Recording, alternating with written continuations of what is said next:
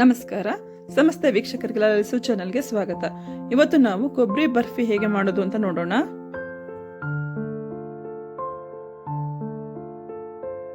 ನಾನಿಲ್ಲಿ 1 ಬೌಲಷ್ಟು ಸಕ್ಕರೆ ಪುಡಿ ಮತ್ತೆ 1 ಬೌಲಷ್ಟು ಕೊಬ್ಬರಿ ತಗೊಂಡಿದ್ದೀನಿ. ಮತ್ತೆ ನಾನೊಂದು ಬಾಣಲಿ ತಗೊಂಡಿದ್ದೀನಿ. ಅದರಲ್ಲಿ ಕೊಬ್ಬರಿ ತುರಿ ಮತ್ತೆ ಸಕ್ಕರೆ ಪೌಡ್ರು ಎರಡು ಒಟ್ಟಿಗೆ ಹಾಕೊಂಡು ಹುರ್ಕೊಂತಾ ಇದ್ದೀನಿ. ಇದನ್ನ 1/4 ಗ್ಲಾಸ್ ಅಷ್ಟು ಹಾಲನ್ನ ಹಾಕೊಂತಾ ಇದ್ದೀನಿ.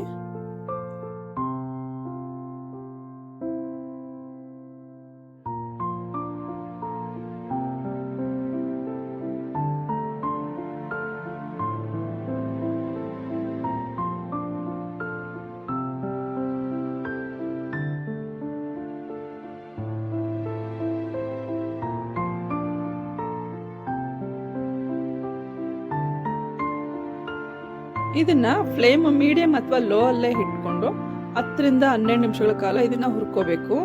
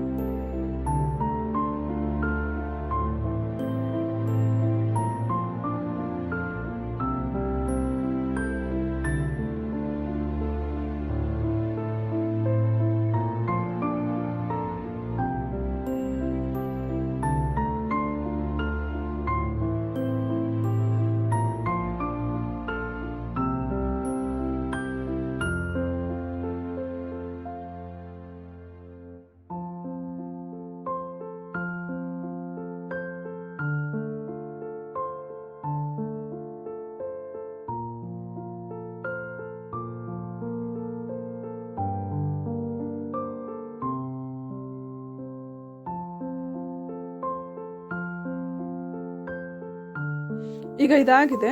ನಂತರ ನಾನು ಇದನ್ನ ಒಂದು ತುಪ್ಪ ಸವರಿದ ಪ್ಲೇಟ್ಗೆ ಸ್ಪ್ರೆಡ್ ಮಾಡ್ಕೊತೀನಿ.